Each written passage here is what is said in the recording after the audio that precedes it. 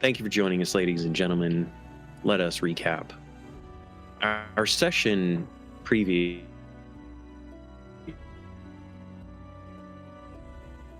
our previous session opened with crew conflicts and their difficult journey that laid ahead. They had ventured onto their airship and pressed on towards the south of the Imperium, fleeing the things in the north, fleeing Orlustran. Is that Varl given bits? Damn, love you, Varl. Fleeing Orlustran, fleeing the chaos that had been left behind, and fleeing some perhaps emotions from all of that. Their journey had been difficult, to say the least, but they found themselves learning by doing, as it were, flying an airship that none of them were even sure they were going to be able to keep in the sky, much less get to a destination safely.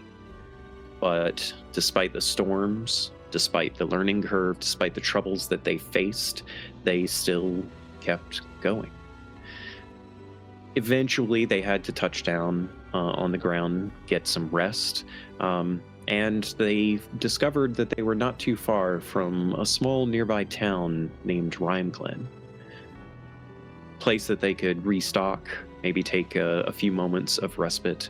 They still needed some things, after all, to help free Oriana from her curse, and Adi and Mira's father, Varric, offered maybe a little bit of cryptic information, but offered information nonetheless about being able to potentially acquire some of the components that might be needed to remove said curse in Rhymeglen.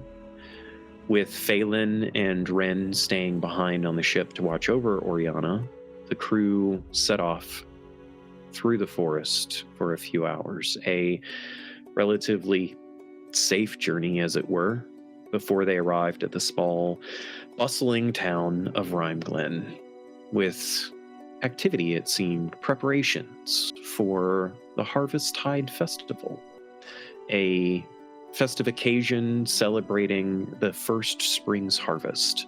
And despite the looming storm clouds, the town people's spirits remained high.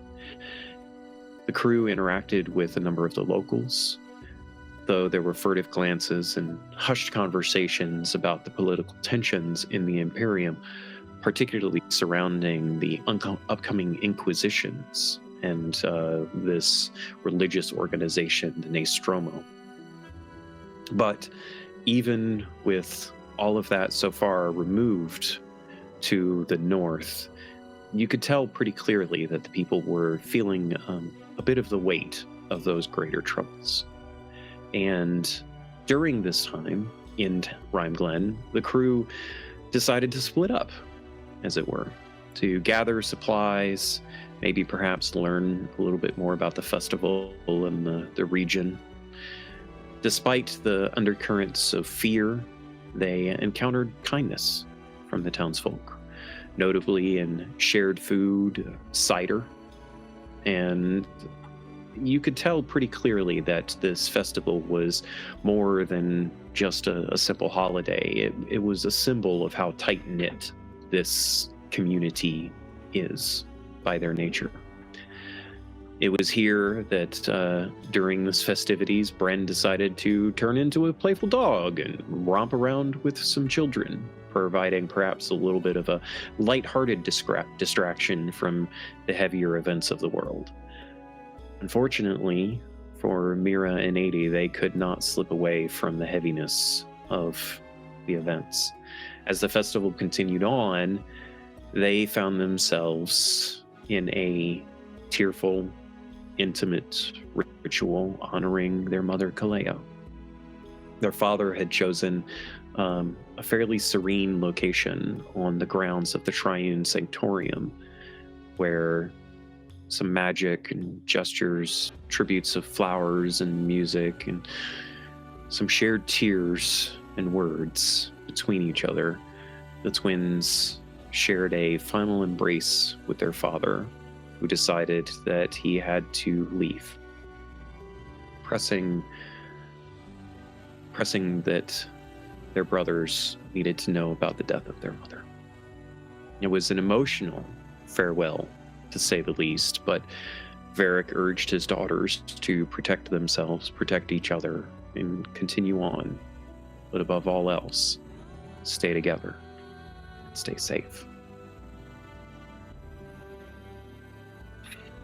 As we return to our journey, with many challenges ahead, the crew finishes up their tasks in Rhymeglen. Bren taking the much-needed, joyful respite. Violet and Sisk finishing up gathering supplies for the ship and journey, including some much-needed potions. The twins gathering their strength in the wake of the goodbye.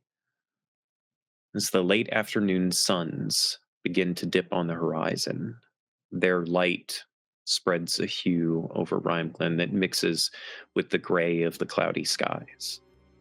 The sounds of the Harvesttide Festival are just reaching their lively crescendo. Music, laughter, chatter of townsfolk, all of it fills the air as the celebration takes hold fully. But for your crew, it's time to depart. You only have a few hours of light left, after all, if you want to make it back to the ship before sunset. You gather at the edge of town, watching as the festive colors and the bustling streets fade into the distance behind you. The wind still carries faint traces of roasting food and spices, the last breath of the town's warmth as you turn towards the path ahead. The trail you walk now is your own, winding through the thick forest that stretches towards where your airship awaits. The canopy above rustles with the breeze, leaf catching in the light of the fading suns as the shadows begin to deepen. The storms are coming, after all. You set out early enough in the morning, you think you'll manage to still stay ahead of them. The ground is soft beneath your boots, but each of you can feel the weight of recent events upon you. There's an unspoken understanding that more challenges await. Restoring Oriana, keeping the airship stable, trying to stay safe as you continue to head south. Can you do it undiscovered? You don't know, but you know you have to try. The air around you feels charged, not just with the storm, but with anticipation. And as you get further and further from the town, the distance between you, the comfort it had offered grows, leaving only the wilderness and each other for company for the next few hours. Is there anything that you would like to do or discuss during this journey?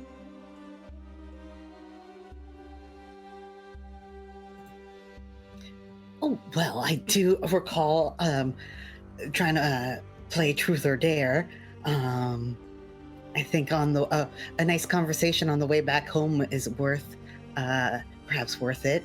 If Violet would like to enlighten us on how she got her wings, because we all saw that, right?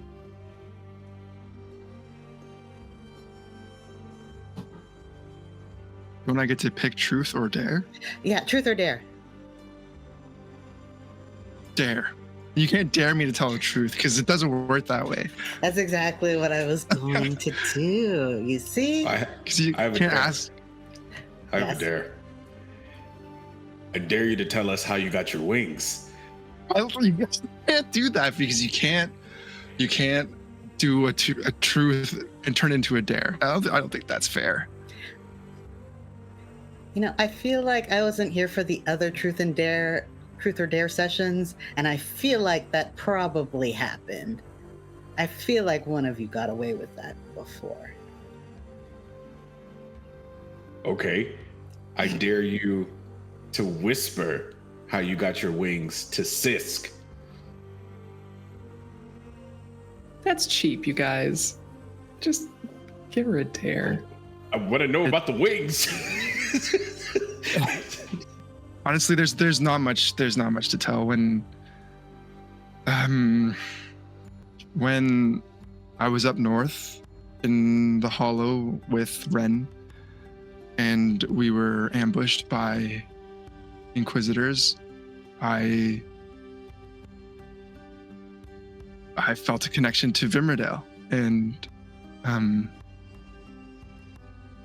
he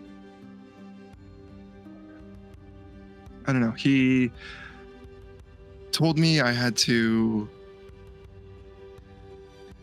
protect. He usually uses one or two words, and they were rounding people up, and I was scared. And it's the same feeling that I had before, where I wasn't scared for myself, but for everyone else. And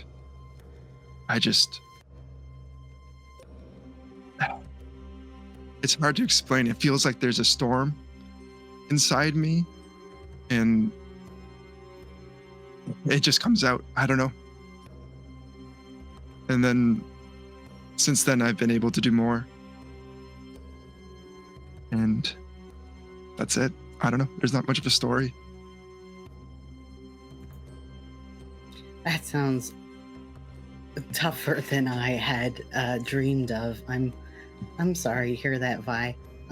When you use this power Vimerdale has given you, though, like, does it change how you're feeling, or are you like, how does that feel? I feel like I have to protect everyone around me, usually, is when it comes out. When we're in danger, when the people I care about might get hurt.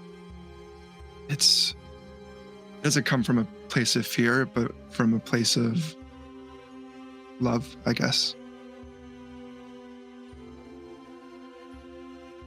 Can you fly? No, I wish. They seem to only wrap around myself or people around me, and they can, I don't know, block things. And I don't know, I can like reach further. I can like swing my sword, and then a little bit of arcane comes out of it towards an enemy or something. I don't know. I just have a bit more reach with it, but that's it. Nothing crazy. I wish I could fly. That'd be awesome. Right? You would think that big ancestral dragon gives you wings. The first thing that you could do is fly, or at least hover.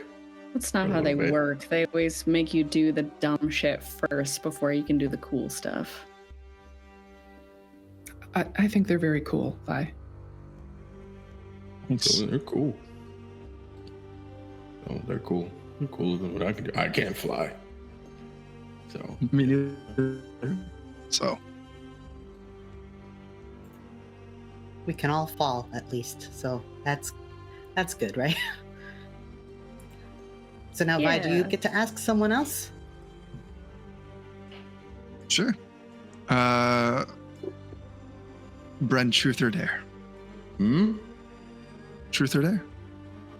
Oh no, see, I supervise these games so that nobody like loses an eye. I don't participate.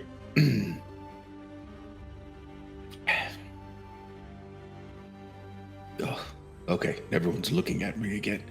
Truth.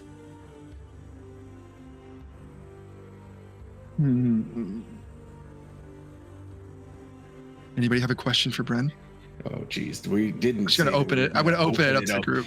No, that's not the rules. You'd not open it to the. It's the person who. You asked the counselor. I think that's wise, Violet. We could ask him about the previous time he destroyed his house, because he did say that it wasn't the only time. Deep, incessant glare, bombastic glaring, if you will.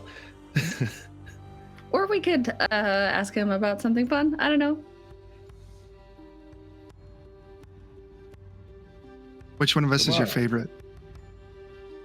Oh, that's easy. Like of you here or just in general? Of us here. Sisk. Yes. And Yeah. like let's be very honest. Whose favorite isn't Sisk? I mean, I think Exactly. technically I have to say my sister, but if I did You really don't. No, you don't.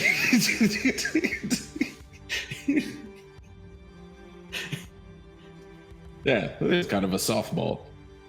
There, ask me another one. You get a freebie. Discounting Sisk, which one of us is your favorite? Really? That's what you're going to use it for? Because it's not going to happen again. Yep. Okay. Do you know you go all starry sometimes? Have you noticed that? I know it's happening, but I've never seen it. Like you know, like it's a bit difficult. Like those moments don't happen in front of a mirror for me. Do you know But I what know that- it's happening. Yeah. What's up with that? Me going know? starry? Yeah. Well, you know, I really haven't put a name to it until now. So I guess me going starry is it. Do we have a cooler name? No, we don't. It's similar to Violet's wings. It's just a thing that happens when I feel like I need like an extra boost to do something, or the first time it happened, it was out of very deep anger and a little bit of sadness. Well, it was Joe. It's not the first time that there have been bears running around town. So I guess this goes back to when I first put that hole in my house. Asked you a roundabout question of the same question. That one was more clever than what I did, though.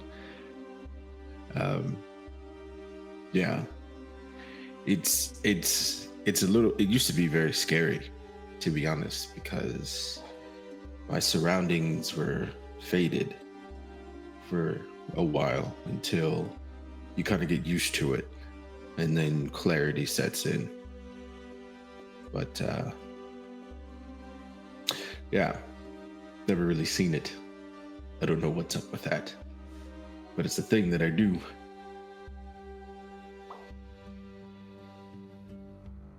It looks really cool. So you have that. Good. It's always been my concern. Like, everything's in trouble, we're in danger, but as long as I look cool, everything will be all right. When you were working on the farm, looking cool was your highest priority, I'm sure, too. So yeah. Not anymore. I got a boat. Well, truth or dare, 80. Dare. Dare. Okay.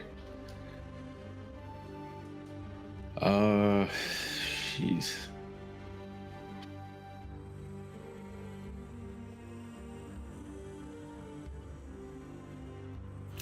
What kind of dares have you done before? Me? The better question is, what kind of dares hasn't she done before? Yeah, that's why this is so difficult to ask you what to do. You're pretty much down to do whatever. Yeah. I mean, I'm not changing my choice, so if you It's can't too think late of now. anything, that's on you. But we're really on the spot. I dare you to ask someone else to dare you for something. I'm drawing a blank.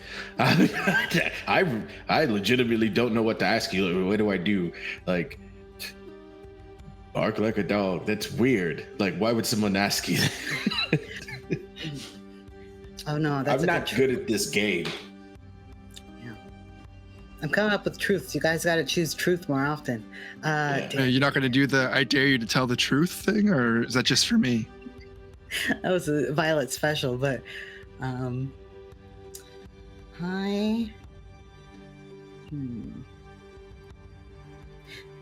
Amy, have you ever cheated in cards and games and stuff? I thought we knew that. Is this a Did we dare? know this? Would you cheat if we played a game? Yes. Not intentionally.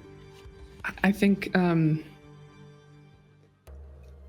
with games like that, I can tell if someone gets excited about a card they were dealt or disappointed, or I mean, it's not like foolproof, but I get a sense, and it's hard to shut that off. So I wouldn't intentionally cheat, but I can't say that I wouldn't have the upper hand. I thought of a dare. Yes, good. I think we already just did something, didn't No, we? that Is was a- a No, stall. this is That's a very random important. question. This is Yeah. this is a matter of life and death. And like Bryn gets really close to you, and he's like, "It is of the utmost importance that you complete this dare in the utmost sincerity and to the best of your ability. Do you swear it? No. You got to. It is so important to me. All right. Thank you. I dare you to tell me who took my 10 gold. You thought I forgot. I didn't forget, and I knew it was one of you. Which one? 80? Which one? I don't know. I don't believe you. I mean, I don't really. I was busy grieving below deck, and so I didn't really have a chance to Yeah, well, no, it's fine. see who. No, it's all good. 80 just looks over at her sister.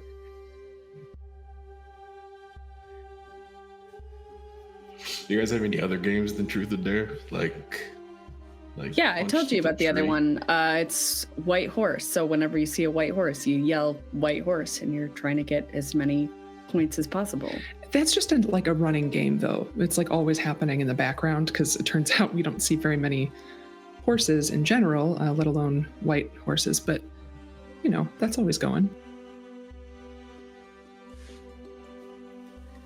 You kids and your games. And as you all contemplate white horses, I'd like to give a shout out to Canadian Ancient Gamer for some bits. You guys all got another advantage. Thank you. Much appreciated. Woohoo. Oh, and Appalachian Rose is raiding. Welcome in, Raiders. Hello. We're just getting started tonight. I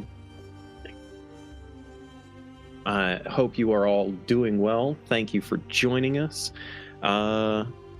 As you all continue your journey, traipsing through the forest to head back to your waiting airship, the suns begin their slow descent, but the light within the forest becomes dark, perhaps quicker than you would have liked.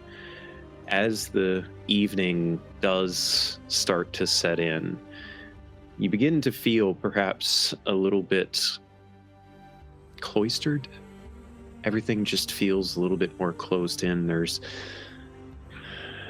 a darkness ahead of you. You can feel it, particularly you, 80. There's a sense of something pending, something not. There's something dark ahead. You can't quite figure out what it is yet. It darkens not only the skies around you, but your moods as well. You get closer and closer. Perhaps for one or more of you, there's a moment of fear of, did you get lost? Are you going the right way? Can you make it back to your airship? Wait, shouldn't you already be back at your airship? Did it move? And then you see it. You catch the first glimpses of a bit of silver reflecting in a beam of moonlight that is broken through the clouds. And as you crest through a few of the trees and pull back a few of the branches, there you see it. Your airship, waiting, hovering in the exact spot that you left it. The rope ladder still dangling off of the side. And as you start to approach, you hear a clearing of throat behind you as you see Ren over your shoulder emerging from behind a tree, her bow at the ready, looking at you all with seriousness, but not any more or less seriousness than she always looks at you with. And she just nods and says, "Glad you're back. Hope you got everything we needed." Hope so. Yeah, we got food, we got potions, we got Sis got some garbage that they're really happy about. Yeah. Great. Glad for it. I already made dinner. It's nothing special. It's some rice. There should be plenty in there for you. I'm gonna keep looking around. She just kind of turns away and walks off. I 80, look give around me. and I'm like, is it just rice? Like just plain rice? I don't know if he knows how to make anything else. Okay. I mean, rice is good, I guess. It's like rice or jerky. And they're never at the same time. Rice will be fine. We can Yeah. we can I don't fry know. a couple Somebody- eggs. Didn't she make sausage biscuits for you guys, or bacon biscuits or something in Orlestrin? She did. I think she bought those. I think she picked up McDonald's for us. Yeah, that sounds right. Right. DoorDashed it. She did. Well, I was going to have 80 do an insight check, but I guess it doesn't matter now because, Ren's gone at this point. As you guys ascend up the ladder and up onto the ship, within a moment of you all arriving up there, you do see Phelan emerge from below decks. He still has that slight limp in his leg, and he still keeps his knee bandaged pretty heavily. Not quite sure how long it's going to take for him to get over that, but it's still beleaguering him a little bit. Them, as they look over at you, they, see each of you, but their eyes, of course, alight upon Mira, and you can see a smile cross their face. "Hello, doggy." My dog is apparently not happy right now. Is the bad feeling still there now that we have reached the ship? It's diminished a bit for sure. I think 80 probably still feels it because 80 felt it more acutely than the rest of you. But I would leave that up to you to decide whether for yourselves whether or not you felt bothered by it.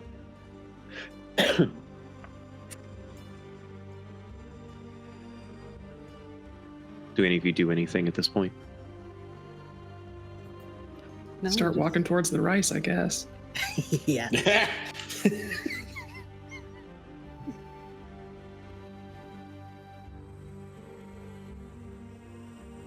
You all go ahead.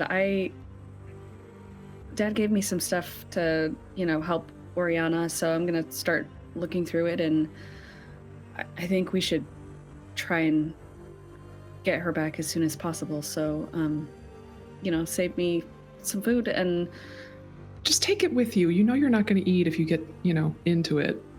this is really important. Yeah, I know.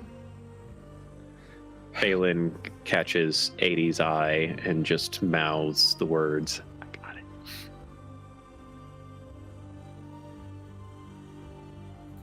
Mira, do you think you could use some help trying to figure out that ritual stuff? Or Yeah, I probably am gonna need all of you eventually, but if you want to help now and dig through some of it, that might be nice. Yeah, let's make some headway while we can. All right, so Sisk and Mira head off below decks, heading back towards the crew cabin where Oriana is resting, or somewhere else. Okay. Yeah. The rest of you make your way down to the crew deck where the kitchen is. Phelan gets a bowl of rice. And when you get there to the rice, you do find that there are some chopped up vegetables and stuff that have been like sauteed, and there's a little bit of light sauce with it. And Phelan collects a bowl to take back to Mira, and a bowl for Sisk as well. As the lot of you sit down and have dinner, for what it is anyway, Mira starts going through the satchel. Sisk, you see Mira pull out an array of various things. Some kind of a silver bowl, several different pouches of various components of some kind. You definitely smell some incense that you can't quite place, definitely something new for you. There's, interestingly, what appears to be a thread of silk that is golden and kind of wrapped around a finely crafted wooden peg. There's a number of scrolls as well that Mira starts pouring through. Where do you begin, Mira? Okay, so these 3 scrolls seem to be kind of the most important. One sort of creates this barrier that will keep the curse from coming back. One will kind of sever the connection to the person, whoever cast this curse on Oriana. And then the other one is kind of the last step, and it sort of calls all of these restorative energies. So these we need in this particular order.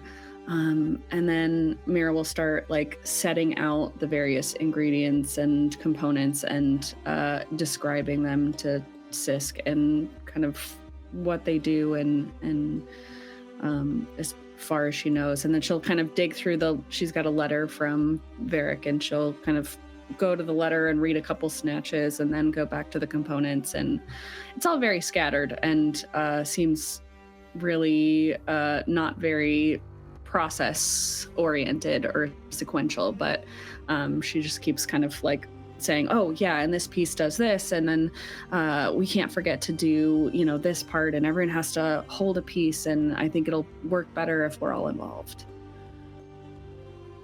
Why don't both of you go ahead and make me an Arcana check, please? Yeah. Alrighty. 24. I Nice. think I will use an advantage we got tonight because I rolled a 2. Okay. That's not much better. What'd you get? 11. Should have Okay. used less or something. That's okay. You mean guidance? Yeah. But, yeah, that one. Oops. That's all right. You're following along, Sisk, barely. If Mira was not there, like guiding you, you're pretty certain you would be lost trying to do this on your own. It's very different from Ysterra, like the other continent. It was completely. I mean, it's still magic, but it's not the kind of magic that you're used to. Like, this is definitely a very strange amalgamation of both Arcana and Divine, and it's complicated. It's not easy, to say the least. You guys spend perhaps an hour or so going through it before, Mira, you start to feel comfortable enough that you understand the process of what you need.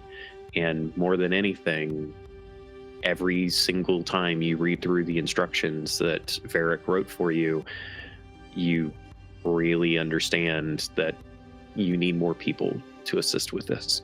Even if they're not necessarily practitioners of magic, this is not a simple undertaking, and it's going to be very taxing. And so the more that burden can be distributed, the higher chance of success you're going to have.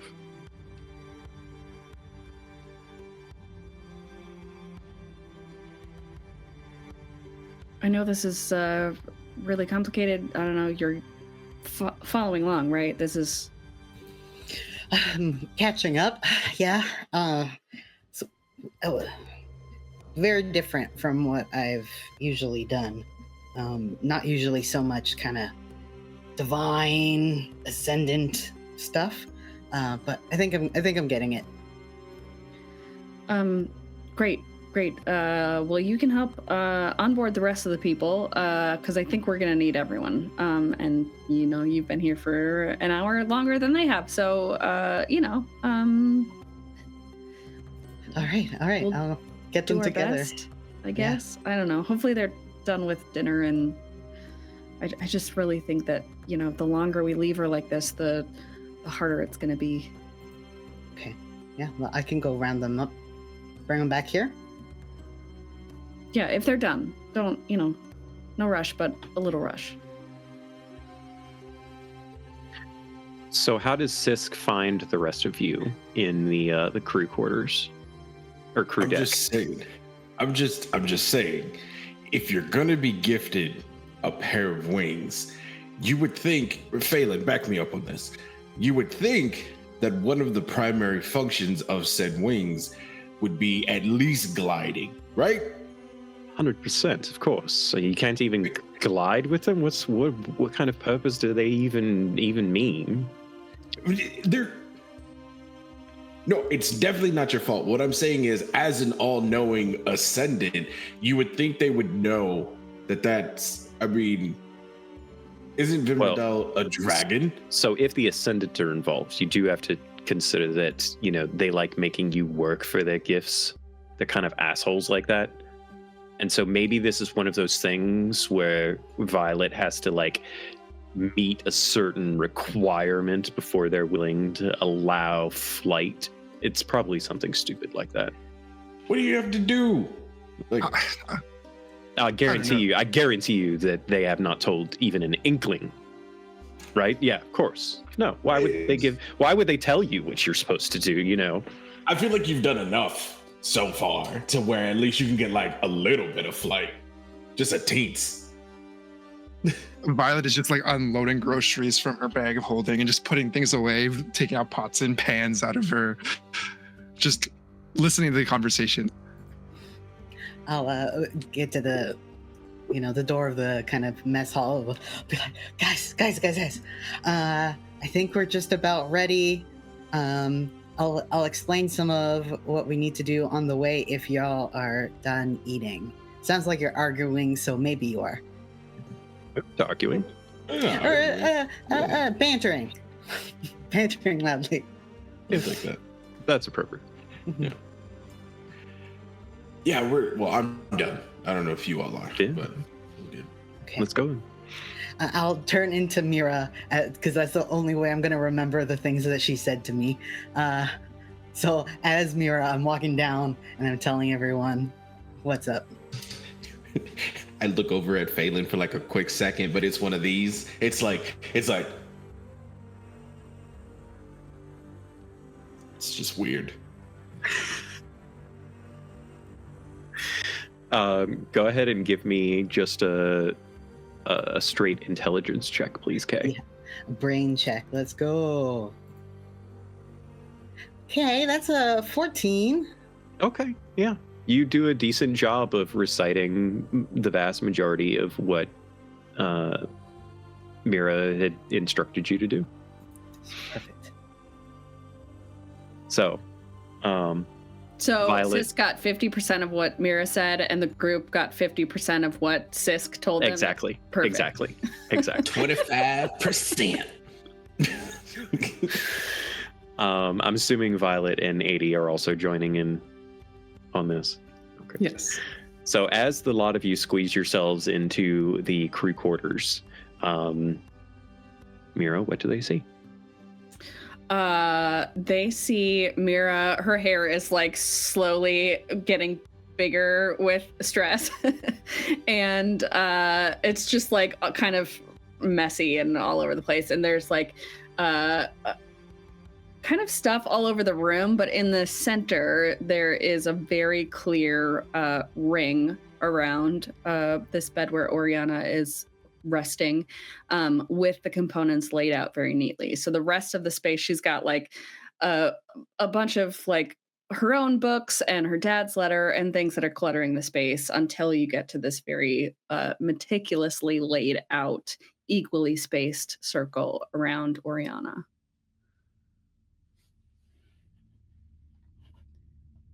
Phelan kind of steps into the room and just moves off to the side of a bit, looks around at everything and just nods. Okay, then. So, what do we do first?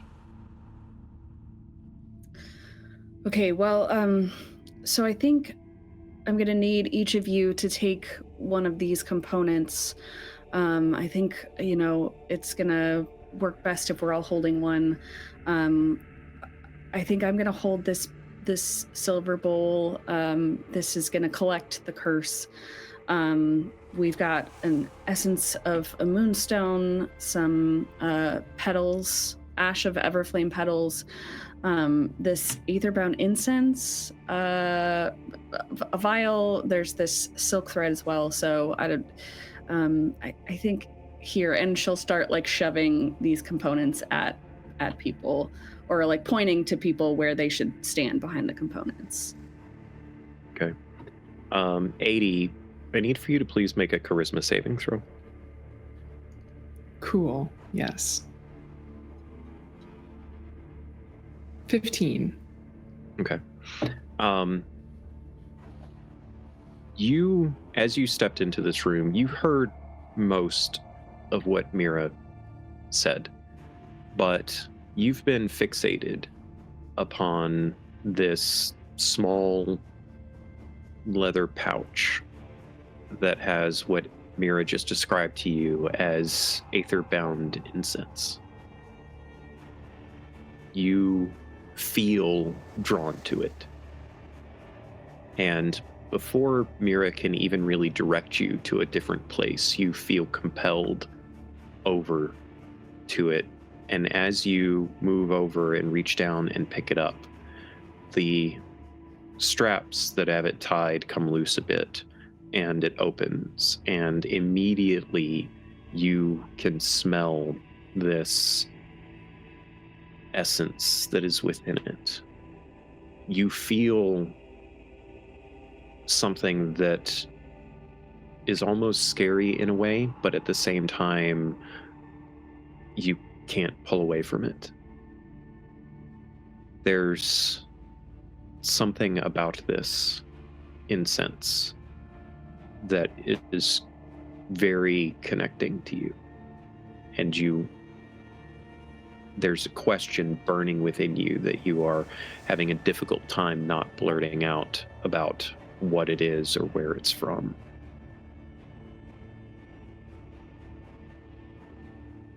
She'll try to be chill, but she knows that Mira will feel something. You're not chill at this point. You failed that check. Cool. Oh, great. Okay, yeah. You're not chill Not at this chill. point. Mira, give me a insight check, please. I'm going to use my passive. It's 17. Good enough. You instantly know this. As you're telling people, the others, to collect the various things, you can feel how unchill 80 is right now. And you look over and you can see this expression upon her face.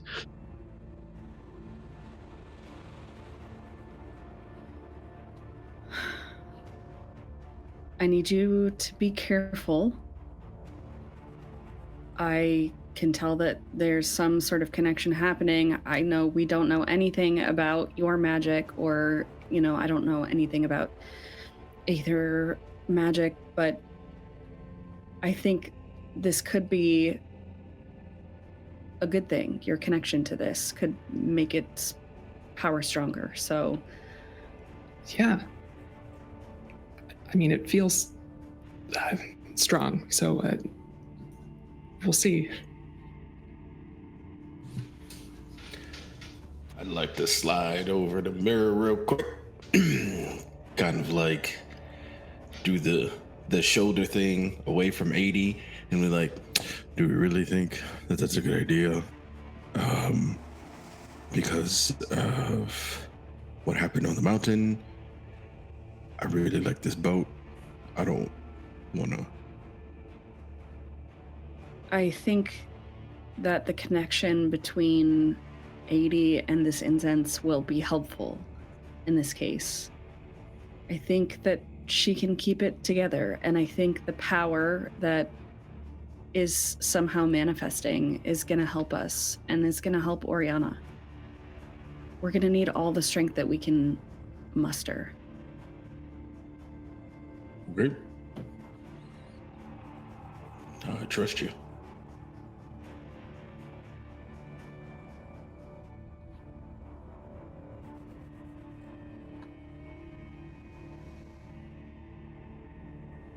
So, of the different components, Phelan took the small paper satchel of the ash of the Everflame petals, which leaves this strange vial of holy water, the silken thread, and the powdered moonstone left. Mira, who do you direct to what? I will look at Vi and hand her this holy water. This was blessed by the clerics of Vimmerdale, and I know that you've got a connection to Vimmerdale, so maybe it will work best for you. Yeah, I'll take it. Thank you. And then What do I do with it? I just hold it? For now, I will, when it's time to use it, I'll tell you what to do. Okay. And then I will look over at Bren and give him the little pouch with the essence of Moonstone. I know that you've got, connection to the constellations and the night sky, so maybe this will, connect with what you've got and help, that way. And you've got connections to, various people and places, and this will connect to the ethereal plane a little bit. So I don't know, maybe whatever. And she'll just shove it at Bran. I mean, what you said to Violet was way more eloquent and personal than that, but I'll Listen, take it. okay, they can't all match up perfectly. It's okay. Doing what I'll I go can. all starry. And then I will hand the golden silk thread to Sisk. You were here when I was going through it before, but this is silk spun from a celestial spider, and it's gonna unravel the curse, hopefully, and take some of the magical threads that are binding Oriana and unravel them. But it's really delicate, and hopefully, I know that you're really kind of gentle with things, and I think that you will be best suited at taking this and taking care of it. Thanks for trusting me. Thanks for helping. So, mechanically speaking, for everyone, there are 3 phases to this ritual. There will be 3 checks associated to each phase of the ritual. 2 from people holding a component, and 1 from Mira using a scroll for that phase. So one of the phases, Mira will pull double duty in using the silver bowl as well as the scroll. But for each of the phases, you guys will have to do ability checks associated to it, which will tell you what you're doing when the time comes.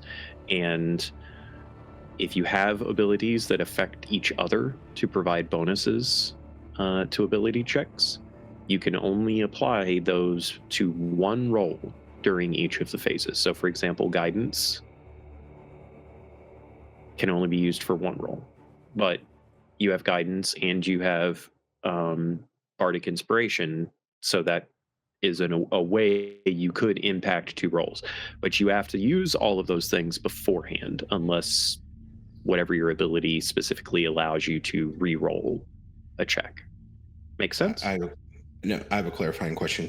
Yeah. So in the example of guidance, is it that the spell as a whole can only be used once, or is it if a person has guidance, they can only do that once? Whoever is giving the guidance can only give the guidance once. So if 2 people have guidance, then that's 2 uses of guidance per round, right? I will say you couldn't double up guidance on a single check, but everybody understand? Any other questions that I can clarify for you all? I have 3 bardic inspirations. So how do we want to distribute that? I think is it Well, there's 3 phases, so 1 for each. Okay. Okay, back it up. One last question. You said we can't double up, like if 2 people have guidance, we can't double up a guidance, but can we guidance and a bardic inspiration on one roll? yes, Okay, I also have guidance. I thought so. Yeah. Okay. So, the first phase of this ritual is to set up protection upon the area that you're in so that the curse does not escape. And so it does not potentially reflect and inhabit someone involved in trying to cure this curse. So there are 3 steps to doing this. One of them is involving the ash, which Phelan has. And the other is... Sorry, I'm just making sure I have this right. I listed one of my things twice, so I'm trying to figure out which one it actually goes to. So I got moon dust. There's ash, a bowl. What do you have? Okay. I have the golden thread from a celestial spider, which is really intense. It's pretty sick. It's the aetherbound. It's the ash and the aetherbound incense that are first. Heard. So we've got 3 checks that are happening. Phelan, 80, and then Mira with the first scroll. So those of you that can provide benefit, who are you providing it to, and what is that benefit? Oh, we have to decide this now. Okay. Mm-hmm. You're preparing. Every stage of this ritual is about the preparation. So. Okay. Being that you have the most firepower right now, Sis, where do you want to throw out the first bardic? Meta D6. I think I'm gonna throw it to 80. Okay. Yeah. I got a D4. 80, Mira, or Phelan. Yeah. I have guidance, so I could guide myself. Oh. Everybody's got guidance. Throwing it to Yeah. Phelan then. Phelan's got guidance. So there it is. Okay. And Kay, are you also giving guidance to 80? Oh, Because you could give guidance and bardic inspiration. well, I'll split. I'll give. Well, the other two already have guidance. Oh, they already so- have it. Okay, then yeah, I absolutely will give everything to 80. Yeah. All right. Thank you. So 80, you're getting a bonus D4, and technically the bonus D4 gets added to your roll automatically. You can choose to add the D6 after you see your roll, but before you tell me what the result is. So just something Okay. to keep in mind. Sure. All So right. 80, you got Bardic and guidance? Yep. Hell yeah. Let's do it. All right. Great. So, as you are setting up the mirrored veil, and Mira is walking you through this process, Phelan begins to take the ash of the Everflame petals and scatter them in the circle that is surrounding Oriana. And so they have to make an Arcana check. Because that's ironically going to be the best check for them in this particular instance. So let me just roll that real quick. And then they got a D4. Okay, so that's a total of 16 for Phelan. You all see Phelan distributing this ash amongst the circle that Mira had set up. And wherever the ash interacts, you can see it alight with almost like a firefly's light. And then it dissipates and returns back to ash. And as they distribute it in this circle, following the light all of the way through, when it reaches the end, you see the circle now periodically illuminating, almost as if it was filled with little tiny fireflies amongst the creation. And you can see them holding their breath throughout all of it and then release their breath at the end and just kind of stagger back, holding on to the little paper sash that the ashes were in, kind of crumpling it a little bit, very nervous about what they're doing. And they look at Mira as if questioning, did they do it right? She is just focusing, so she gives like one single nod and looks to 80. So 80, with your incense, you know that you need to light this incense, but there's a little bit more to it than that. You have to use your sheer force of will to pull the power within the incense and distribute it into the space above. There's a component of like waving your hand through it and kind of allowing the smoke of it to move throughout the space, but there's also just as much using your strength of person and infusing this space with that strength to help bind this curse to the space. And I need for you to make in your case, spellcaster ability check. Wonderful. I can do that.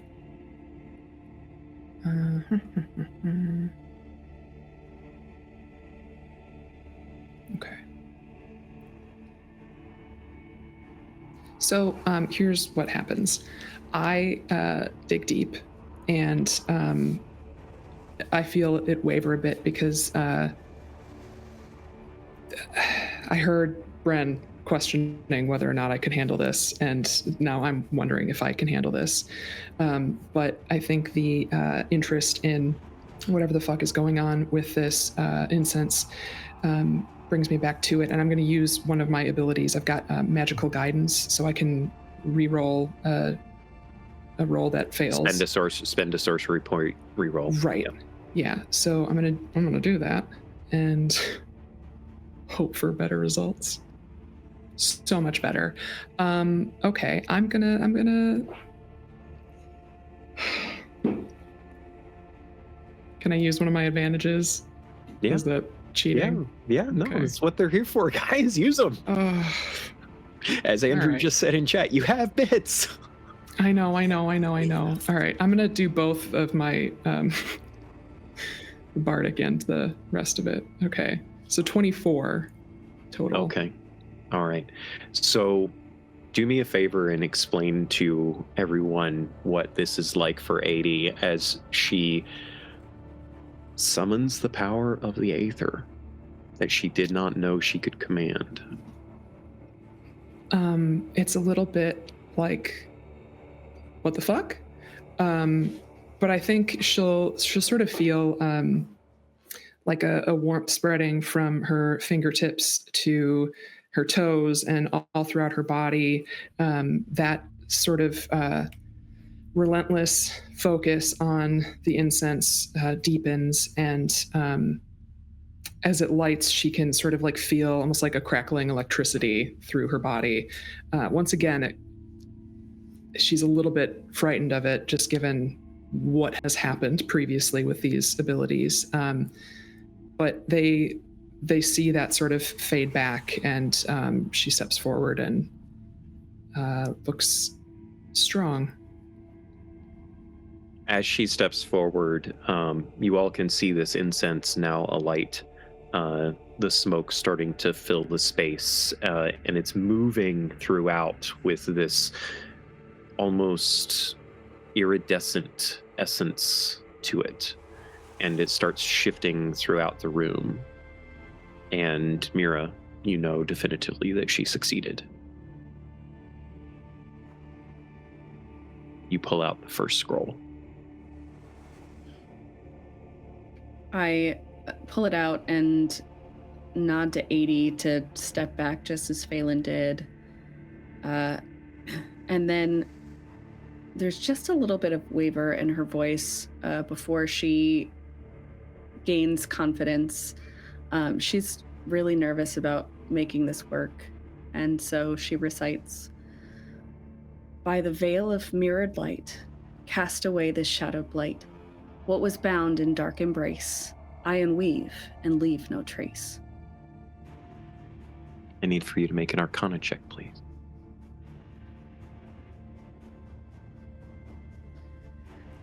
17, and since I'm guiding myself, I'm just gonna add that D4, because why not? Yep. 20, dirty 20. Dirty 20. So you all see as this scroll in Mira's hand is being read, as she is uttering this incantation, you see the scroll slowly fade into black, almost as if it's being burned in Mira's hand. There is no smoke, there is no flame, but it has that same quality to it, you know, as paper kind of shrinks as it's being burned. And it eventually turns to ash in Mira's hand, leaving no trace that it ever even existed. But from that ash, you see shimmering silver runes arise and start floating in the space above. And they branch out and grow ever so slightly as they start moving through the room around you. And as they do, almost as if you were inside of a crystalline sphere, you see shimmering around you now magical, translucent, almost like panels of glass that float and move throughout the space. You have successfully set up the mirrored veil. There's a bit of a sigh of relief, a few exhaled breaths, and you know, Mira, that you don't have a lot of time. You have to move on to phase 2 as quickly as you can. And phase 2 involves preparing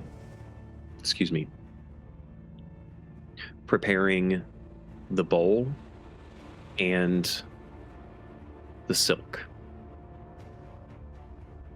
for unraveling the curse and preparing to catch the curse before the second scroll to hopefully sever the curse. So, once again, in this case, we have 2 people making rolls, but Mira will be making 2 rolls. And I will say that because you have guidance 3 times, that you can potentially apply the guidance to 2 of the separate rolls there. I'm definitely So- giving Mira my bardic inspiration. Absolutely. Yeah. And don't forget, you can choose to use that after you see the roll, but before you tell me the result. And Ian, I'm assuming that you're guiding so that Mira can get guidance on both of her checks. And Kay, you're probably guidancing yourself. Yeah, if I can. Absolutely. All I'm right. definitely going to use one of my advantages, like from the bits right out the gate. Oh, you're going to roll in advance? Totally. I know can- it. You can do that. I have another question. I'm sorry. Are these checks or saving throws? These are saving throws, yeah? No, these are checks. Checks. Okay, never mind. Then my other thing wouldn't work. Yeah. Keep going. All right, so Kay, you need to make the first check. So the golden thread needs to be woven in a specific way it symbolically and literally represents unraveling the curse. So you have to weave the curse and then you have to shred it. So your check in this particular case is going to be an artisan's tools check, Oh, damn. Okay. which you are proficient in. Yes. And so I will actually allow you to choose intelligence or dexterity for making this check, because I do believe that either could apply. Okay. Oh, they're both +3. Okay. So it'd be So you +6 with my proficiency, proficiency.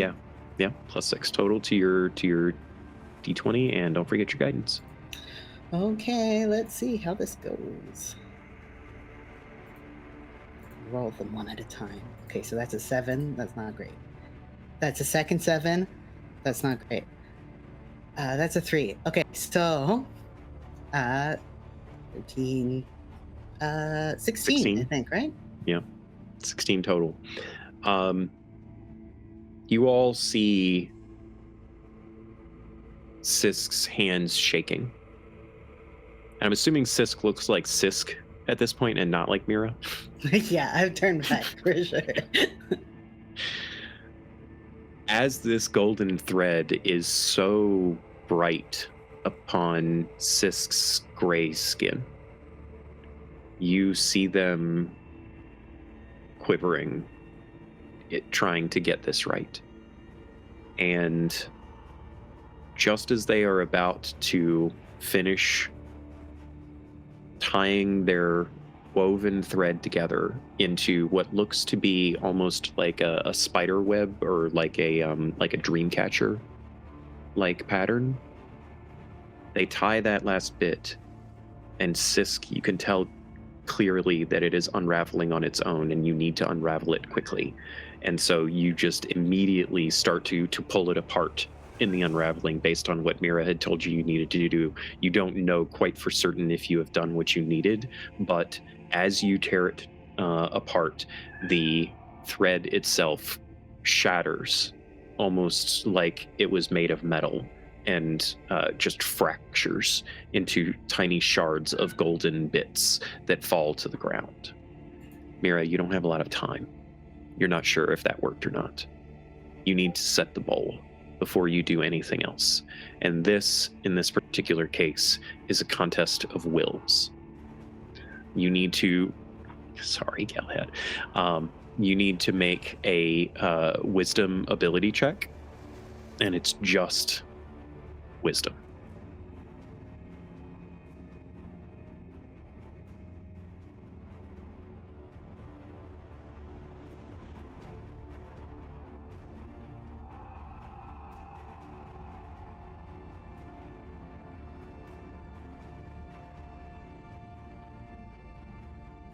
That did not look like a happy face. It wasn't great, but I still have, that's 13. I still have my bardic, so I'm gonna roll that as well. 15. Okay. You quickly move the bowl forward. You try to catch a few of the fallen golden bits that fall into the bowl, and you manage to get some of them. As they alight into the bowl, you can see a darkness, a shadow starting to collect within the bowl. You look over and you see Oriana breathing heavily, sharply. Her chest almost seems to rack with each breath, and there's a shudder in her body with each breath. One of her eyes upon her shoulder opens, and instead of the normal purplish color that you know her irises to be, it is pure black. There is nothing but blackness in that eye, and you see a tendril of it start to escape across the room, bobbing and weaving through the motes of iridescent smoke. It ricochets a couple of times off of the glass, the magical glass barrier that was constructed, and then it starts drifting ever closer to the bowl. You need to make another Arcana check and start reading your scroll.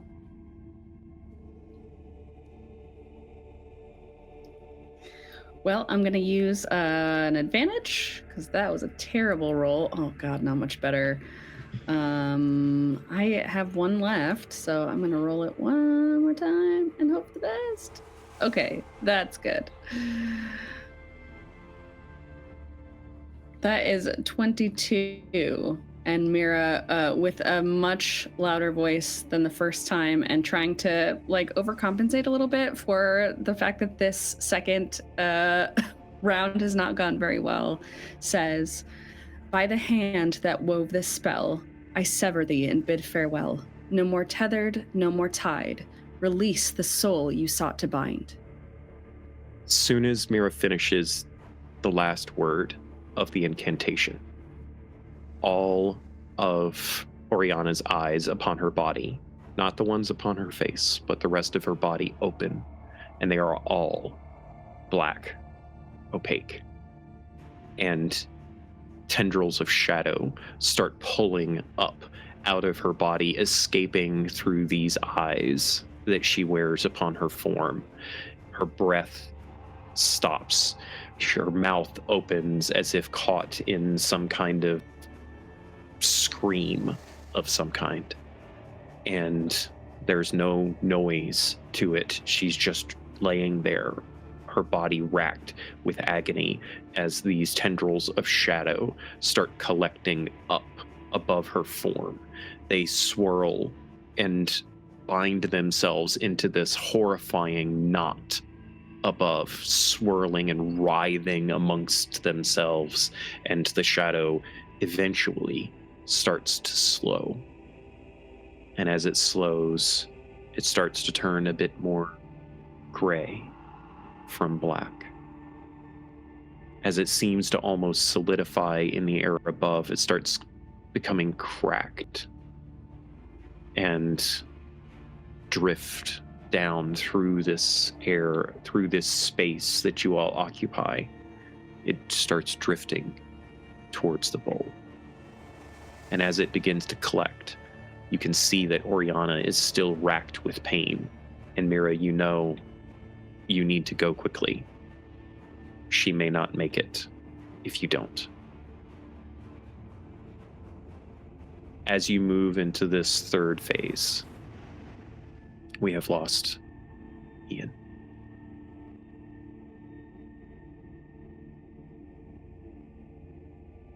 Hopefully he comes back. We will go ahead and begin with you, Andrew. Violet is holding the vial of Saint's Tears, holy waters blessed by the clerics of Vimredale. You know, based on Mira's instructions, that you have to apply it to Oriana's forehead. You have to try to somehow protect her from unraveling as this curse has been removed from her, and before it can potentially try to reinfect her. You have a choice to make. This can either be an Arcana check or a medicine check. But that's the check that you have to make. Actually, wait.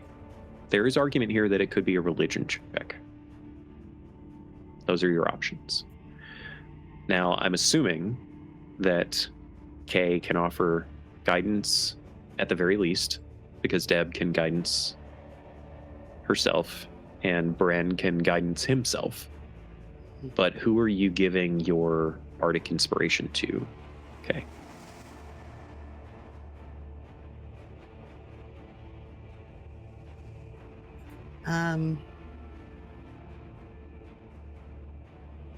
I'm stressed. How does Violet look? Or how confident does Violet look to do her bit? I'm definitely not going to do a medicine check because I have disadvantage on medicine.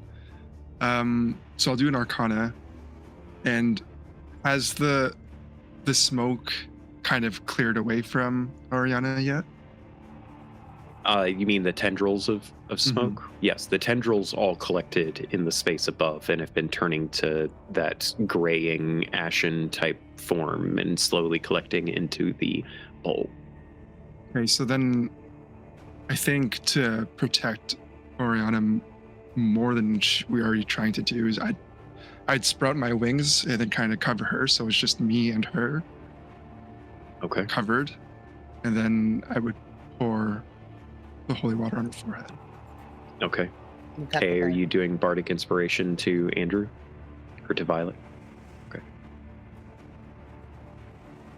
Go ahead and make your check, Andrew.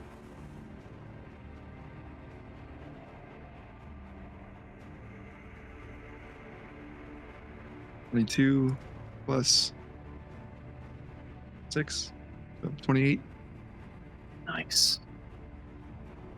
All of you see, well, actually, Andrew, would you please describe for us what the wings manifestation looks like as you feel Vimridal's presence in your mind? As you there's no speaking, there's no words or anything, but you can feel them now manifesting within you as your wings sprout and start to protect Oriana. Yeah, so it's almost the calm that you feel after a storm. After there's a lot of panic and wind and fear, it's the stillness of what was left in the wake of a storm. And so there's a lot of quiet in Violet's mind, and quiet and peace as the wings kind of sprout from her back and envelop both of them. This golden glow of light starts to fill the space. You have to kind of shield your eyes from Violet. You can't really see what happens. Violet, you have a moment there where your wings are shielding you from everyone, you and Oriana both. And you hear this almost like moan come from Oriana. A relief that escapes her lips. And she takes in a breath as the holy water that you poured across her forehead disappears down into her scalp, and her body relaxes. You pull away, Your wings still manifested, but no longer glowing so brightly. You turn and look to Bren. Ian, I know that you dipped out there, but we have to jump right back in. You have to make a check here to use the Moonstone to try to control the erratic magical energies of the curse. While Violet has been trying to protect Oriana's spirit from unraveling, you have to use this Moonstone to unravel the tendrils of shadow as they are falling into this bowl. You can add your guidance to this check. It is a spellcaster ability check for you. So, wisdom. Okay. And Cool. you had said before that you were going to manifest your starry form, yes? Mm-hmm. Which form are you taking? Well, I was going to take the form of the chalice. Okay. I'm sorry, the form of the dragon. Okay. Can you describe for us what this looks like? So I think as Bren is trying to kind of focus onto the Moonstone, you see his eyes flicker kind of like bright purple a little bit, and they start to pulse. And it's almost as if it's like this 3D rendering outline star form of what looks like that could be like a dragon or just a really giant lizard. And it's more so just hovering a little bit offset from him. It's not presenting itself in a wild fashion because he's dialing into focusing on this Moonstone, but it's there and it's very obvious. So, because you manifested that, I will also allow you to add your proficiency bonus to this check. Oh, okay, cool. So, proficiency plus wisdom, you can guide yourself. And I think you also got a hail from Ra earlier, did you not? So you have an extra reroll here should you choose to need it, or should you choose to use it. Got it. Okay, so here, let's just start here. It's 18. Nice. So I mean, add your D4 and tell me what your total is. Well, so that's 18 plus 5 for the wisdom. So I'm sitting at a 23, right? Yep. And your D4? D4. Which was a 4. It's a 27. Wow. So, this is the best I've ever done ever. You didn't beat the 28 that Andrew rolled for Violet. However... Wait, I have another thing. You're good enough, bro. Oh, okay. Because you said add proficiency bonus. I haven't done that. Yeah, you did. I did? Mm-hmm. Okay. I still have another thing, but we'll sit here. We'll let Violet show. Oh, wait. No, no, you didn't, because you said 20... You have a... What's your total wisdom modifier? My total wisdom. Not saving throw. Not saving throw modifier. Modifier. Oh, it's a 2. Sorry. Yeah. But if I thought, it's another 2. It's a 4. So I have 3. Your proficiency bonus is 3 at level 6. But yeah. 27 was the end result, which is more than good enough.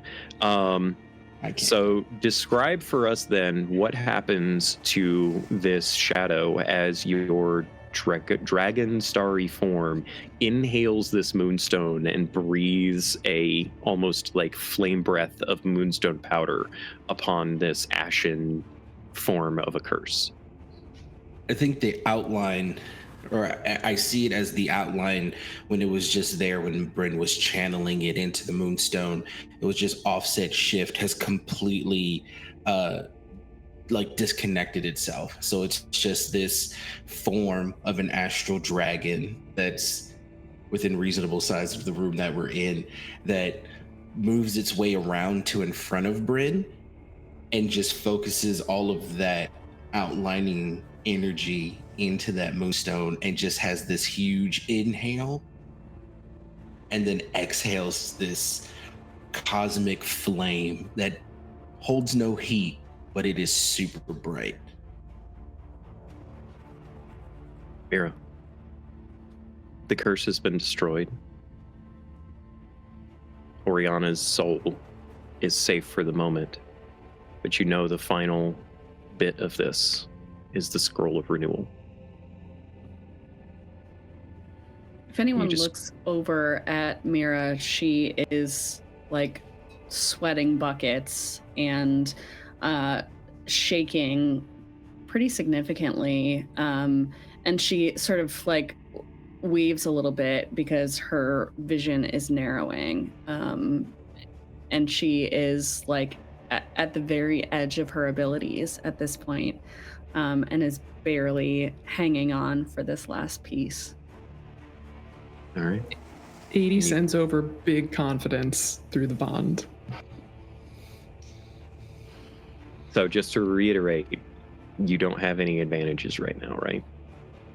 I have one. Varl hailed me. You still have one? Yes. Oh, okay. Thank you, Varl. Raised him up. Yep. Thank you, Varl. Yep. All right. Give me that Arcana check. Can we reach over and like Dr. Sponge the top of her forehead? Just like, it's okay. 27 plus 2. 29, folks. Big winner. Would you like to recite the last incantation? Yes, I would. And with the last bit of her energy, she says, "From stillness rise, from shadow climb, renew thy form, thy breath, thy mind. Spirit whole be born anew, in peace and light pass ever through." As soon as she finishes saying pass ever through, you all see Oriana's eyes upon her face open instantly. Their coloration, the slight purplish blue hue, all of the eyes upon her body open as well with the same coloration. And she breathes this somewhat ragged but almost relieving breath as you hear Mira's body hit the floor as she collapses into unconsciousness. We'll go around the table, starting with Andrew. What does Violet do? Bearing in mind, it was only like moments after pulling back the wings that happened. Because while you were doing the wings, that was when Bren was doing the whole dragon's breath thing. So what does Violet do in the immediacy of this?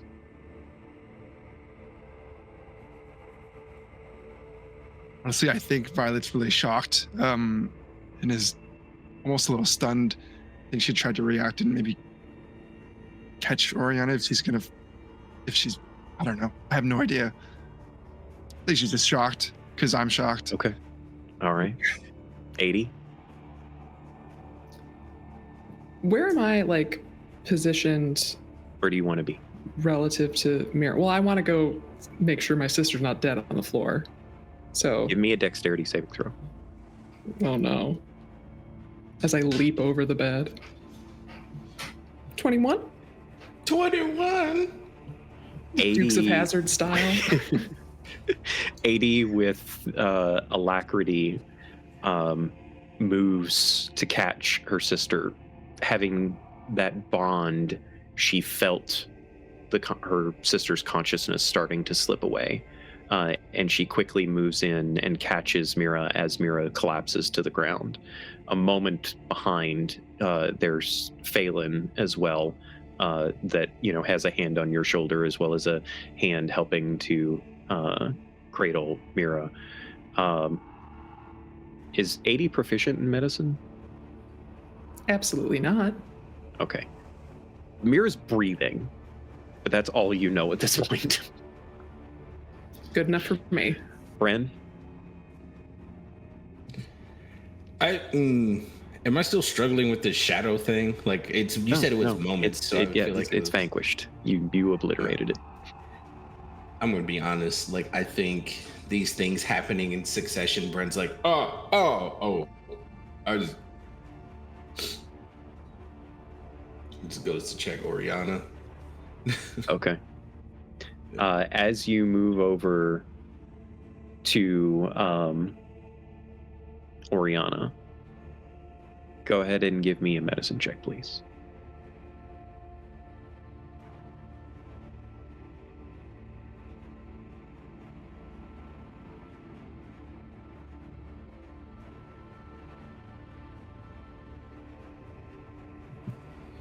It's a 14. She looks emaciated. Like, as you move closer to her, like, her clothes are, like, hanging off of her body. She's in a pretty rough state. The first thing that pops into your mind is that you need water. You need water. Cool. Okay, what is Sisk doing? Well, Sisk is, since especially they see Bren going to Oriana, I'm gonna go to Mira. I'm probably pretty tired too. I'm also not done shaking from the stressful situation. But I'm going to, as I walk over to check on Mira, I'm gonna cast Borrowed Knowledge on myself, so I have full proficiency in medicine when I go to make sure she's okay. Okay, go ahead and roll it. Okay.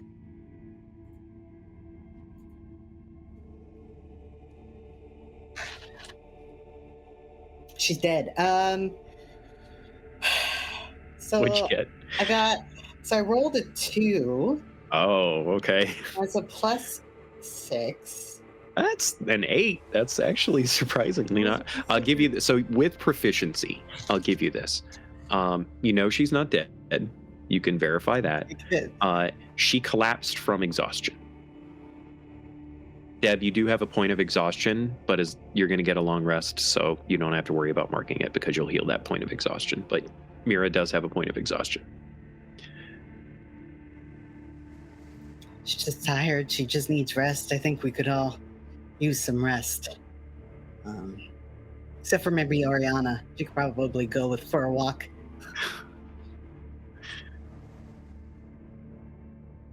I'm going to take Oriana up to the kitchen, kind of set them down, get them some water, get them some food, try to do that. Yeah, you pick up Oriana. She weighs nothing right now. She's so light.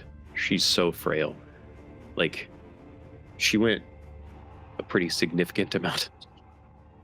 I'm assuming that you're carrying her a little bit better than that. You carry her through the ship with ease. She's somewhat coherent. She's conscious enough that when you offer her food and drink, she takes it. She's careful about it. You probably have to help her a little bit. And after a few moments, she just says, How long was I out? It's been a bit, but the important thing is that you're back, and we're gonna get you up and going. Just make sure you drink as much water as you can stand, and to eat, please. I didn't see them coming. They had a lot of protecting magic, and then I'm pretty sure, being that you were in that tower, they had something to prevent. You don't have to worry about that. Did 80 end it?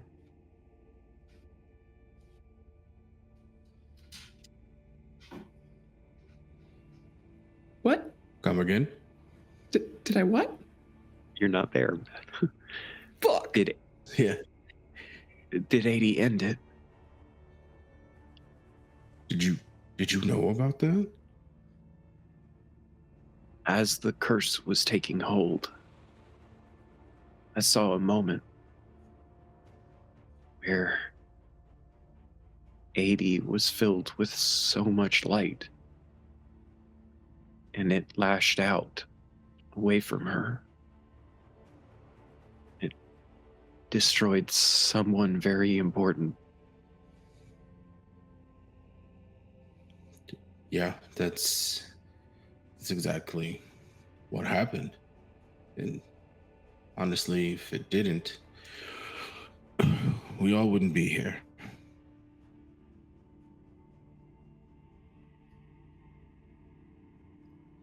Okay. Oriana, when you were out, did you see anything? Were you conscious of anything, or? Kind of. I was wrapped in a void. That's the best way that I can talk about it.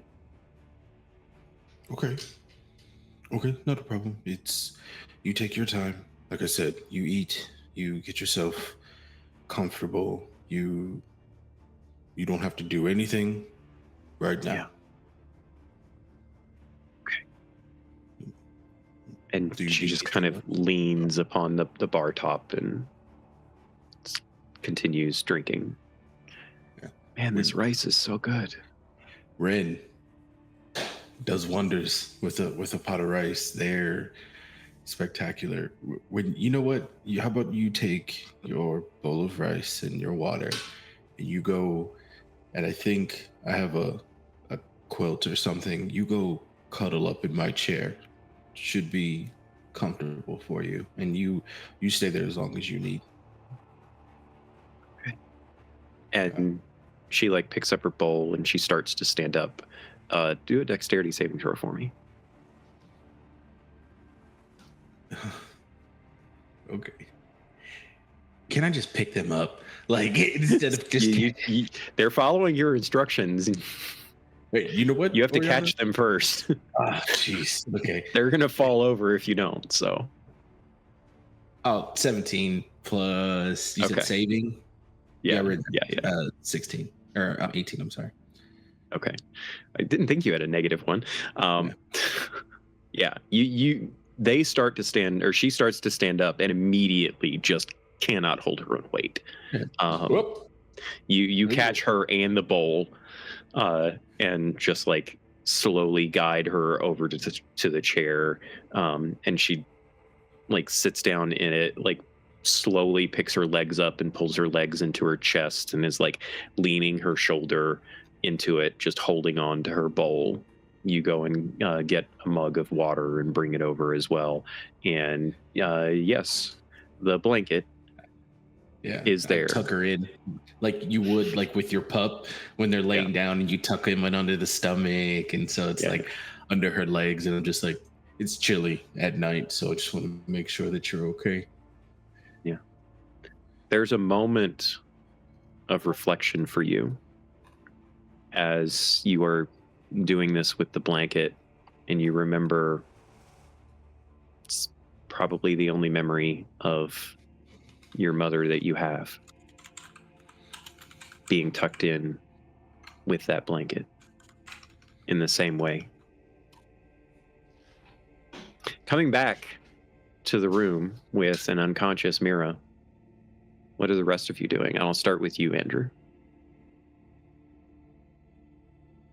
Yeah, I'll walk up to Mira and I guess 80, and see if there's anything I can do to help.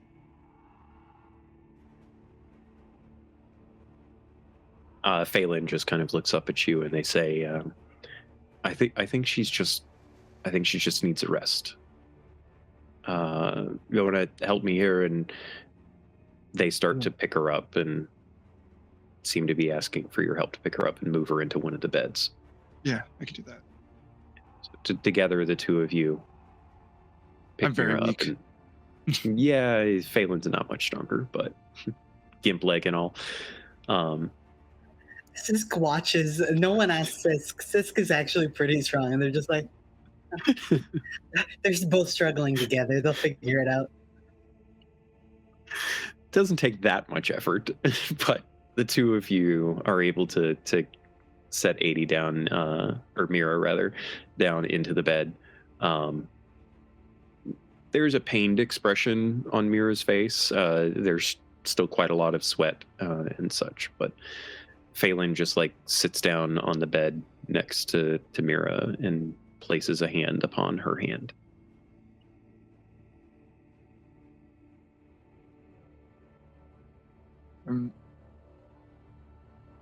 You got this. You're okay. Yeah, I'll be here. Yes, Violet will leave the room. As Violet quickly escapes the room, what are Sisk and 80 doing? I think 80 would have sort of followed as they brought Mira into the room. They just moved over to a bed in the same room. Yeah, great. Okay. I think she'd sort of wait by the door for a second and see that Phelan was there taking care of her and just sort of shuffle away to a common space. As you shuffle away, you realize that you're still holding the leather pouch, and it's in your hand, and you can feel your hand wrapped tightly around it. And what are you doing, Sisk? Well, as 80 is looking at this, Sisk is gonna grab one of her hands and lead her into to somewhere to kind of sit and like, are you doing okay? You must be tired too. That was a lot of work. Yeah. I don't really know what happened, but it looks like we did the right thing. So yeah, that was messed up. I've never seen something like that before. Does she do that all the time, or just sometimes? No, this is a unique situation. It's pretty cool though, right? Yeah, she did. I think she did a great job. Yeah, as far as I know, which is not much, but I'll take it. How are you? How are you doing? Not great. No, not great at all. But I'll be okay. I think we all will be. How are you? Talk about anything? I'm peachy. I'm peachy keen. Yeah, you are. You're always just so fucking lovely. That was a compliment. It just sort of came out not so. I'm not good at talking about my feelings. I can work my way around other people's, but like being like truly honest about it is tough. So maybe I'll talk soon. Whenever you want to try, I have the time. I'll make time for you. And thank you, Sisk. I'm curious if like you can feel I don't really know how it works, but you feel other people's emotions, but can you reverse that? Can you make them feel? Because that might be a shorthand instead of you having to think about the words. Like you could just be like, this is it. This is me right now. I mean, I haven't done anything like that before. I know Mira can kind of feel parts of that from me. I feel like it's something that I would have to practice, because there was one time that Mira got like the full brunt of the feelings, and she said it wasn't great. So I don't know. I'm just, and I'm feeling a lot right now with like my mom and whatever magic stuff has been happening, and Violet, and so maybe when I'm feeling not so much, it would be interesting to try. Okay. Well, Just a random idea. No, I'll it's great. put a hand out and to like take your hand if you'll, Mhm. and I'll give it a tight squeeze. Oh, what? Just an idea. I want to know more about you, AD, and I wanna play some games with you, even if you'll cheat. I'll see if you can catch me cheating. We'll see about that. Ooh, okay. I like that. Sisk, thank you for caring. Yeah, of course. I care about you a lot. You're so I know you sweet. do. I can tell. Yeah, well, if you want to lose at cards, I'd yeah. be happy to play. Yeah. Do you want to play now, or do you want to? Yes, please. No, I think we should do something fun. Okay, let's play some cards. Let's make it. Let's make some wagers here too. Let's not. Are we gonna bet money that's not ours, perhaps? I was gonna bet money that is mine, but you can bet money that isn't yours. I don't care. Well, I just mean, Bren doesn't seem to pay attention to his pockets. So maybe we could, Is that a suggestion? Okay. Just saying. Okay. We'll see. As you two go off for cards, Andrew, does Violet do anything in particular?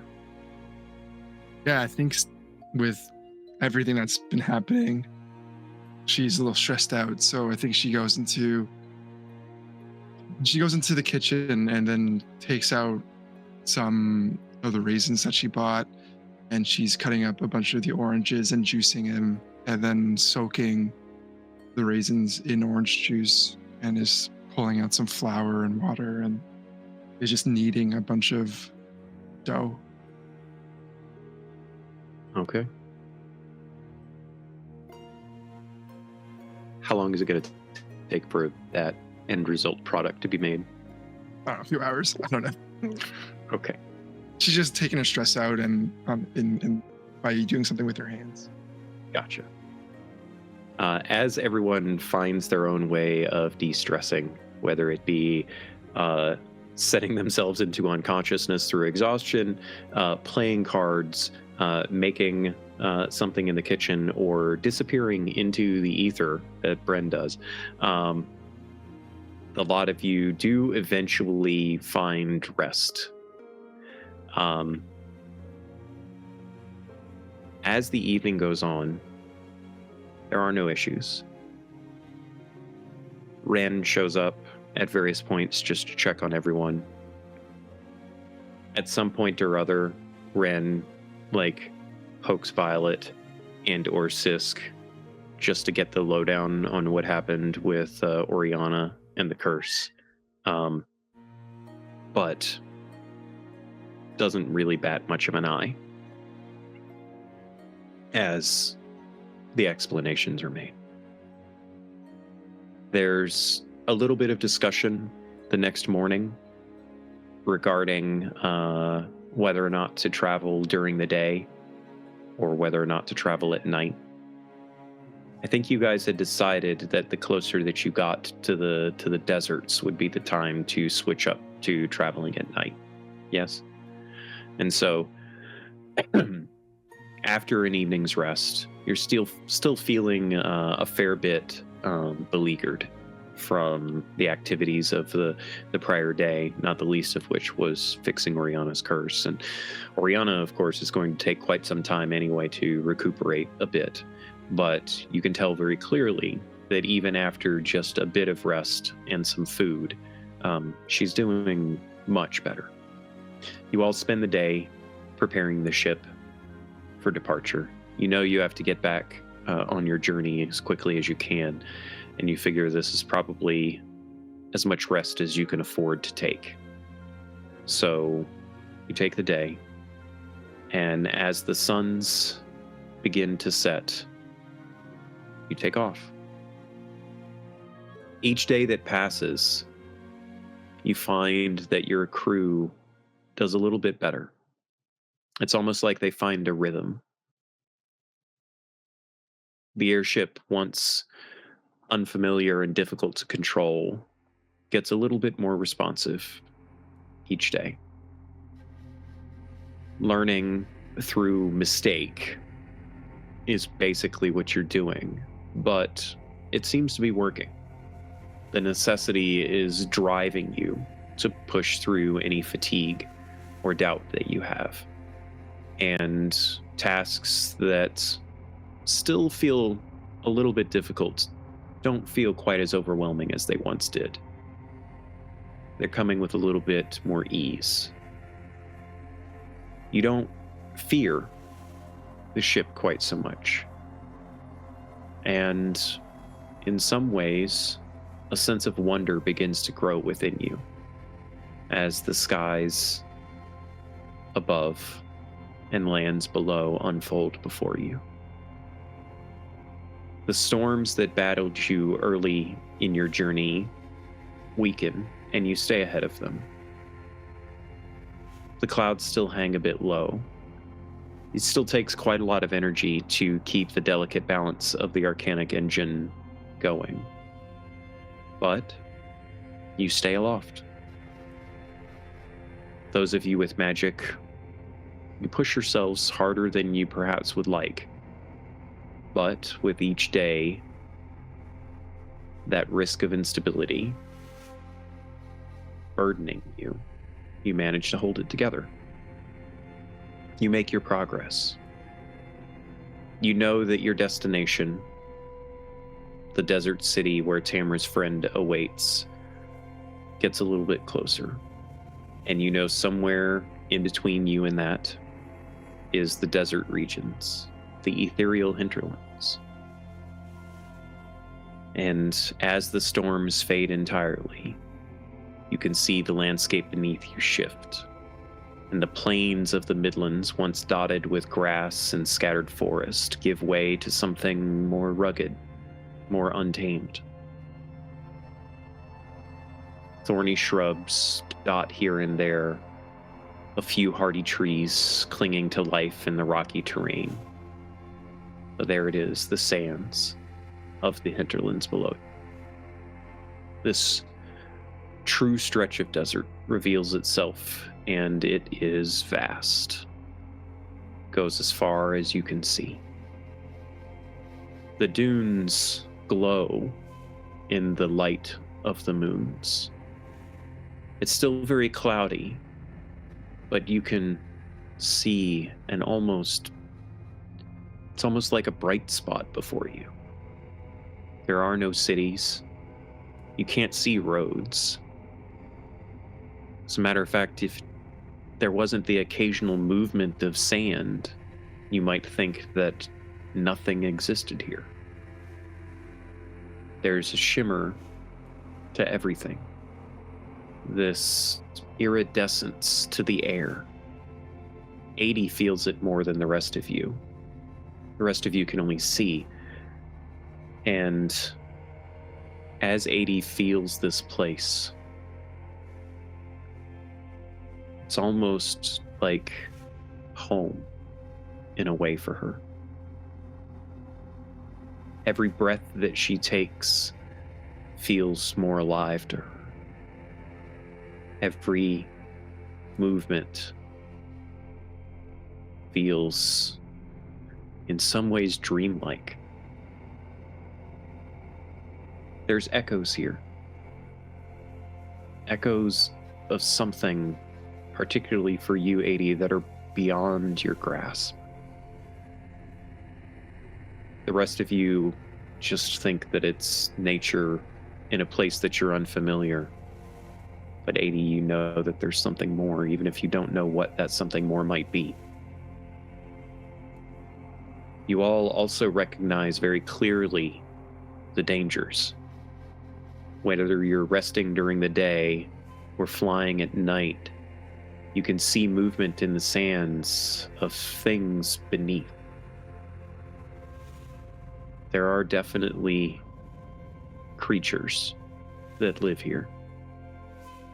And Ren in particular has a sense that nothing is safe. Each time you touch down during the day, she spends a great deal of time moving around the area, watching, keeping guard. A couple of times she comes back with small well, they're almost the size of dogs, but small-ish chitinous creatures. When their shells are removed, the meat is pretty tasty when cooked right. Whether it be Violet or Bren or Sisk or even Rin, it takes you all a few times of figuring out just how to cook these clawed little beasts, but you have a few good meals. And 7 days in, after one of your good meals, you all hear a noise come from the engine room. A not quite explosion, but something that rattles the ship a little bit. Had too many beans. Sisk comes out, covered in grease in various spots on their form, and all of you can tell clearly that there is a overwhelming sense of joy and pride upon their face.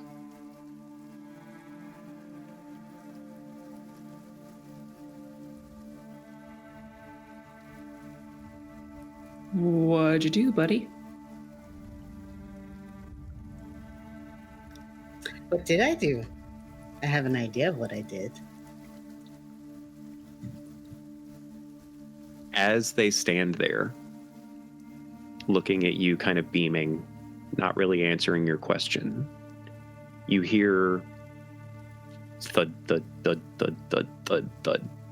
And walking down the hallway towards you is a fairly significantly larger version of Tig. You see their face and head, their familiar form, kind of lumbering a little unsteady on their feet as they kind of lumber towards you. You can see now that they're probably a good 1.5 feet taller at this point than they were before, and they're considerably bulkier.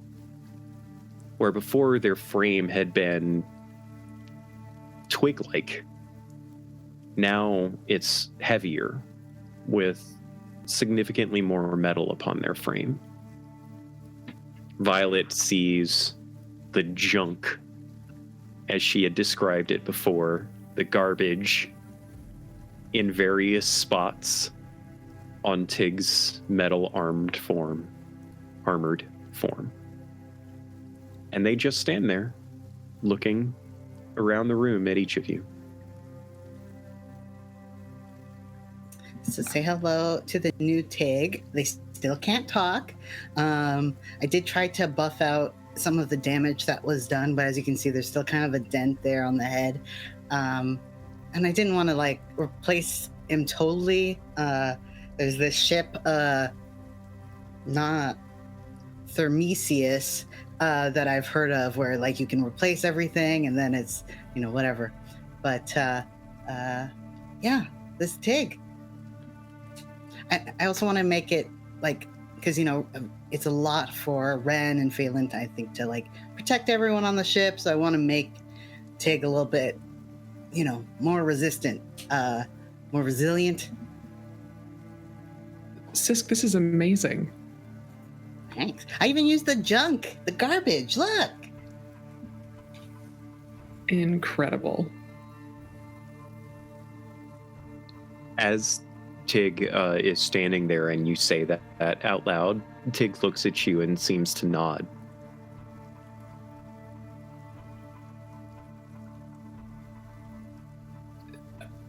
Hey, bud. What? Look at you. Oh, this is so great. I'm so glad you're back. Hopefully they can reach things higher now, too. Right, Tig? They stretch their arms up above, and their arms elongate a little bit. There's this mechanical action that takes place on their wrist, and their hands can almost touch the ceiling now. Mechanically speaking, by the way, they can understand all languages that Sisk knows. Which is a lot. Incredible. Bren comes walking into the room from up above. Hey, so I found some more books and everything. Hey, look, it's Tig!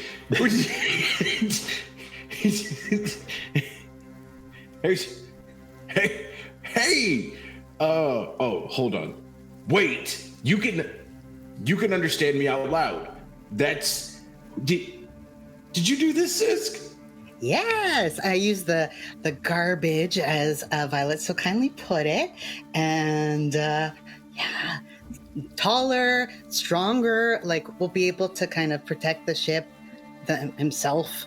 As I said, I tried to buff out some of the stuff, but there's still a chunk of his head missing. But there's only so much I can do. But yeah, a little bit of from back in Insaris kind of mechanics, and some mechanics that I've been learning here, and yeah, I'm pretty happy with them. Okay, And- that's all great, and I'm so proud of you doing that. Can they Tig goes still make over coffee? and just like hugs Sisk from behind. Buddies. Can they still make coffee? Tig immediately lets Sisk go and moves into the kitchen and starts prepping the coffee pot. Oh, no, are we losing it again? Oh, there. What the fuck? You're a little laggy tonight, my friend. Your internet's not being kind to you. Can they That's okay. wait? Oh right. my god. Okay, I'm just gonna. I'll reach into my bag of holding for a journal and I'll rip out a piece of paper and a pen. Okay. And do what with it? I'll walk over to Tig and ask if they can write.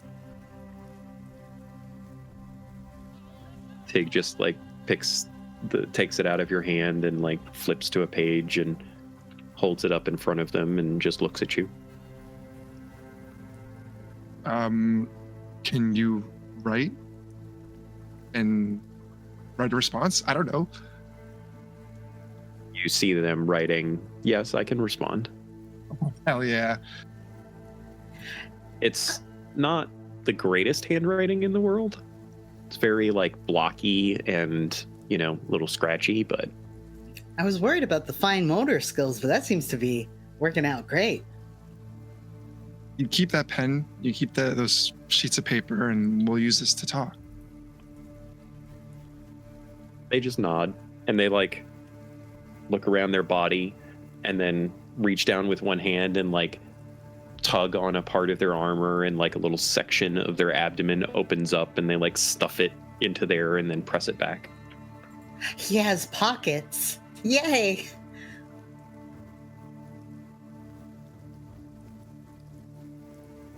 He just goes right back to making the coffee. Now I have an idea that we could put bags of holding in the compartments so we could just throw things into Tig. Big brain, big brain. Amazing. It's actually really not a bad idea at all. That's actually a really damn good idea. Can he go farther from the ship now? Because before he couldn't go very far from the ship. Is he still linked, or did you change that too? I don't know that. This is the furthest he's walked out of the thing, I think.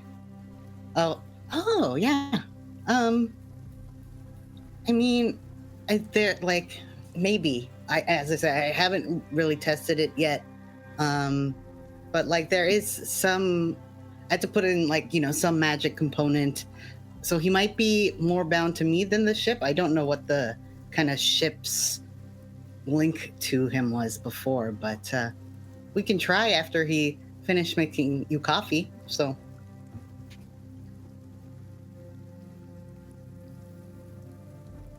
You all can see the coffee just like sitting on the burner right now, warming up, and Tig is just standing there waiting for it to finish heating up. This is the best thing ever. I'm so excited. It really is. Is Zadie going to start crying again? No, she's stoked. There aren't any more tears left in her body, okay? Okay. So, as you all marvel over Tig, you know at this point that you're probably just a few days out from Cyreneth, from the coast, from the edge of the Imperium. You still figure that you have to travel at night. You're probably safer that way. Did we lose Ian again? I lost Ian. Did everybody else lose Ian? I see him on stream, though. Or maybe that's just lagging. Wow. Internet not being kind to our friend tonight. Sorry, guys. Yes, so as I was going to say, continuing to travel at night, I assume. You do know that from discussions and research, you do know that Cyreneth is adjacent to some mountains on the southern, well, basically like the entire region of the southwestern edge of the Imperium is mountains. And you know that the city is somewhere in those mountains. So my question for you is, how big of a display do you want to make? Is your plan to try to sneak into the mountains as close as you feel comfortable to the city and then surreptitiously make your way in? Do you wish to just fly right over the city and make your way in? What's your plan here, guys? I mean, Sis would suggest exercising caution. They as close as we're comfortable with, and then like if we need to kidnap that mechanic to bring him over here to get him going, hopefully it doesn't come to that. He's Tambra's friend, but just in case, contingencies. I mean, sounds like a plan to me. All right.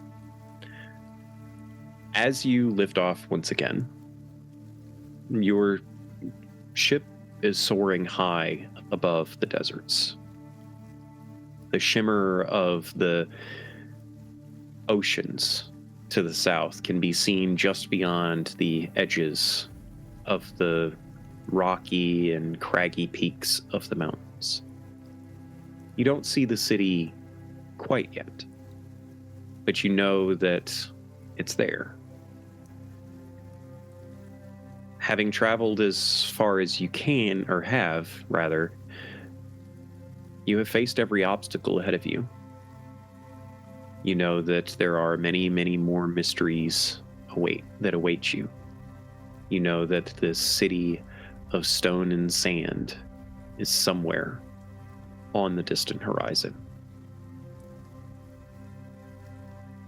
And that's where we're going to call it for tonight.